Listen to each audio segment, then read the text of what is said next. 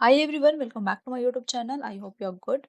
So today we will continue and we'll try to understand from this video, this slide. So in my previous video, I have explained till my last slide and today we'll continue from here. Okay.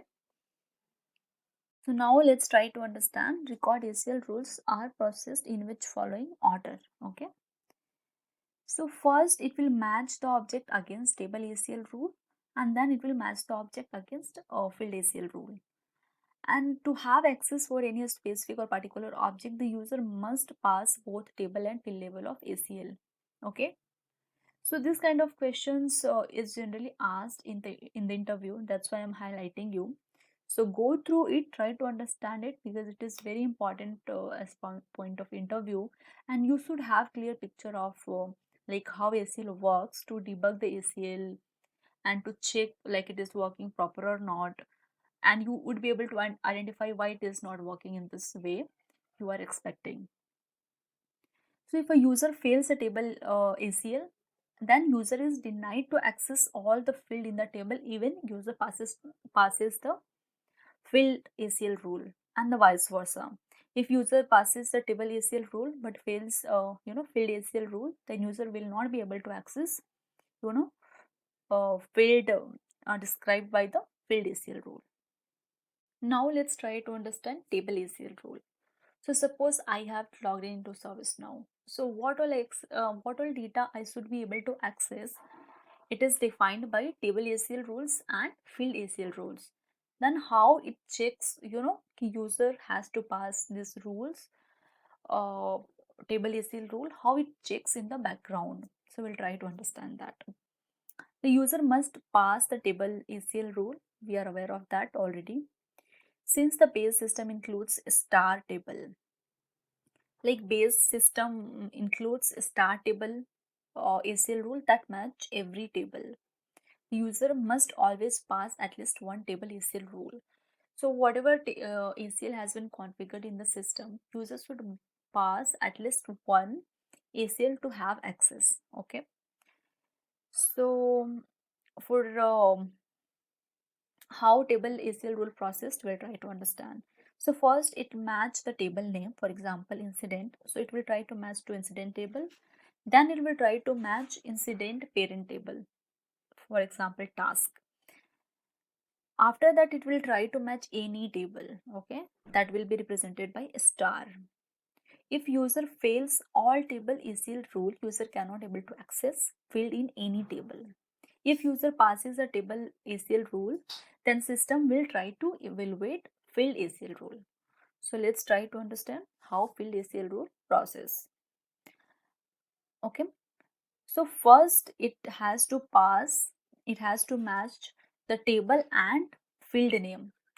Like if somebody is trying to access incident table and some specific field, so it will try to match, for example, number. So it will try to match incident dot number if there is any ACL has been created on incident dot number or not, and the permission which has been defined into that ACL, the user matches or not.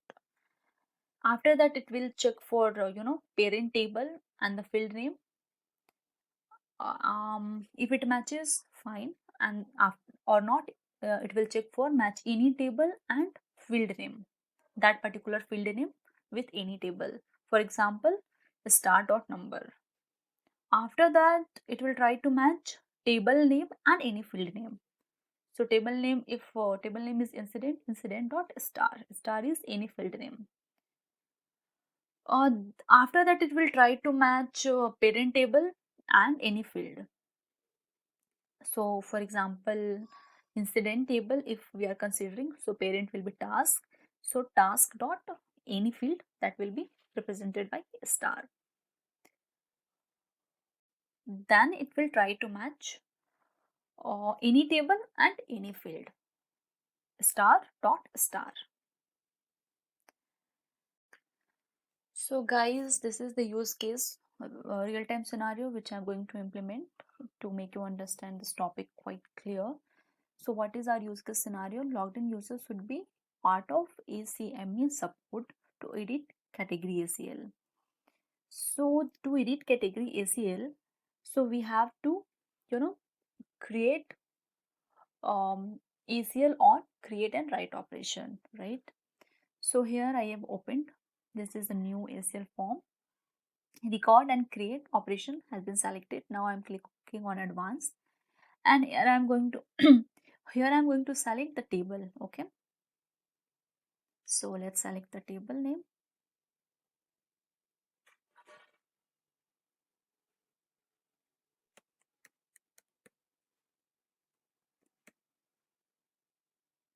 And we have to write the ACL for this field. Okay, so this field should be only visible to the user who are part of this group. Okay, so here I'm going to select that category field, and table label of ACL has already been created for this table for create and write operation, right? By default I shown you. So I'm not going to create table label of ACL, I'm just going to create field label of ACL. Here I'm going to provide the role, that intake role which I have created, and in advanced condition I'm going to write our script. So first I'm going to declare answer variable, and I'm going to use if gs dot get user to get logged in user. Okay, dot I'm going to use this member of, and here I'm going to pass the field name, sorry, group name. Let's copy this ID of this group. You can take, you know, this group name as well, it works. If doesn't work, you take this ID. Answer equals to true. So if condition matches, I am putting answer equals to true, else it has to come out answer equals to false. That's all. So the user who is member of this group should be able to, you know, modify this field, edit this field. If not, that user should not able to edit this field. Let's select it, save it.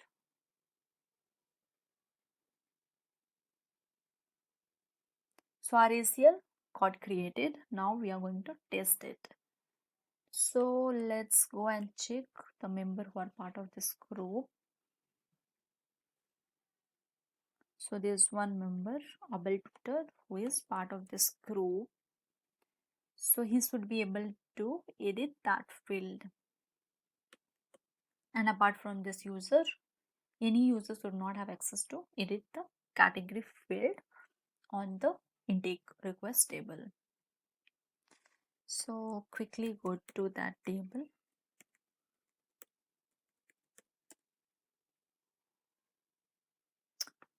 Okay, even this user, okay, he might not have access to intake role, right? Quickly check for that. He should be able to access only if he has intake role. As I told you, the user should evaluate role, script and condition of the ACL, then only user will be able to access the object. So see here, he has intake role as well, and he is a member of this group, but still he is not able to see. Okay, got it. He doesn't have role which has been defined to table level of ACL, right? Now he would be able to access it. So see, I told you in my previous slide, user must pass table level of ACL and field level of ACL to see any data, remember?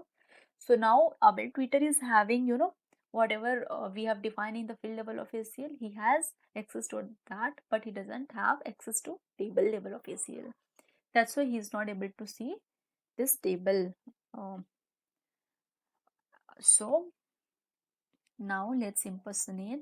Now he should be able to see because he passes table as well field ACL.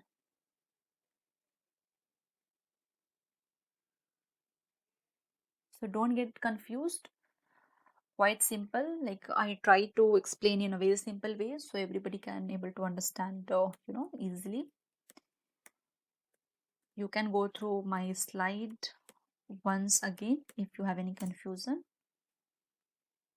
So see, now he is able to see this table as well as field, and he is able to edit as well. But if I impersonate to any other user, he won't be able to edit this ACL or category ACL field. So I'm impersonating to Abraham Lincoln as only. So not Abraham Lincoln. He should not have having access to table level of ACL as well. So I'll impersonate to user Miles Tyson, to whom I have provided access to read but not create. So now he should be able to see the category ACF field but not able to edit that.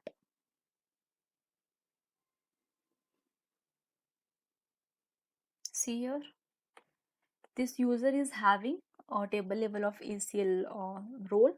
It passes the table level of ACL and field level of ACL as well, but only for read one, right? Not to edit one. So that's why he doesn't have access to edit, but he has access to read. He could see, but he is not able to edit. So this is how you can create, ACL, and this is very important topic of ServiceNow.